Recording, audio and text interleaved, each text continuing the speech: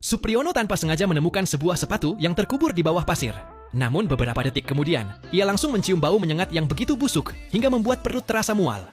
Merasa ada sesuatu yang tidak beres, Supriyono segera menjauhkan teman-teman bermainnya dari lokasi itu sebelum menghubungi kakak perempuannya yang merupakan inspektur polisi kriminal serta kepala tim penyelidik.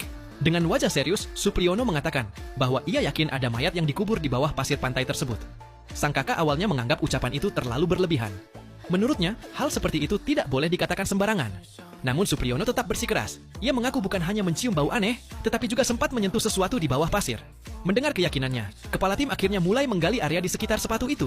Dan benar saja, tak lama kemudian mereka menemukan sesosok tubuh dalam kondisi membusuk sangat parah. Suasana pantai yang awalnya ramai mendadak berubah mencekam. Kepala tim segera meminta bantuan tambahan datang ke lokasi. Sementara itu, Supriyono terus memperhatikan kondisi mayat tersebut dengan sangat teliti. Berdasarkan tingkat pembusukan tubuh, bau di sekitar lokasi, dan perubahan suhu lingkungan, ia memperkirakan korban sudah meninggal sekitar 1 bulan sebelumnya. Ucapan itu langsung membuat sang kakak teringat pada kasus hilangnya seorang gadis kecil yang terjadi 1 bulan lalu. Namun ada sesuatu yang terasa aneh. Tubuh korban sudah terlalu rusak, hingga wajahnya tidak dapat dikenali lagi. Selain itu, sepatu yang dikenakan korban juga tidak sesuai dengan laporan gadis yang hilang. Gadis itu terakhir kali terlihat memakai seragam sekolah dan sepatu olahraga putih, sedangkan mayat di depan mereka mengenakan gaun dengan sepatu hitam kecil. Tak lama kemudian, tim investigasi kriminal tiba di lokasi. Tetapi begitu sampai, mereka malah melihat Supriyono sedang memeriksa wajah mayat dari dekat. Walaupun semua orang mengenalnya sebagai anak jenius dalam dunia penyelidikan, menyentuh mayat tanpa izin tetap dianggap melanggar aturan. Karena itu, kepala tim meminta Supriyono menunggu agak jauh, sambil berjanji akan menunjukkan seluruh berkas kasus setelah pemeriksaan selesai dilakukan. Saat polisi sibuk memeriksa lokasi kejadian, Supriyono duduk sendirian sambil menggambar sesuatu di bukunya. Beberapa menit kemudian, ia menunjukkan hasil gambar tersebut kepada semua orang. Itu adalah wajah korban. Seluruh polisi langsung terdiam kaget.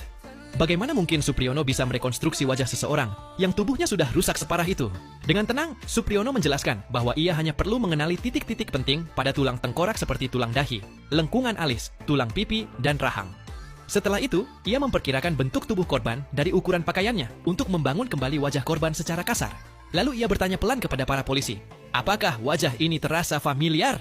Mendengar itu, semua orang langsung teringat pada gadis kecil yang hilang sebulan lalu. Namun, dokter forensik segera menyampaikan keraguannya. Menurutnya, dengan kondisi tubuh yang sudah membusuk parah, mustahil membuat rekonstruksi wajah akurat hanya dengan melihat tulang secara manual. Biasanya dibutuhkan teknologi pemindaian 3 dimensi profesional untuk melakukan hal tersebut. Ia menduga Supriyono hanya terpengaruh oleh informasi tentang gadis hilang yang sudah lebih dulu diketahui publik. Dokter forensik lalu mengatakan bahwa cara tercepat memastikan identitas korban adalah dengan mengambil sidik jari korban dan memulihkannya melalui ahli khusus.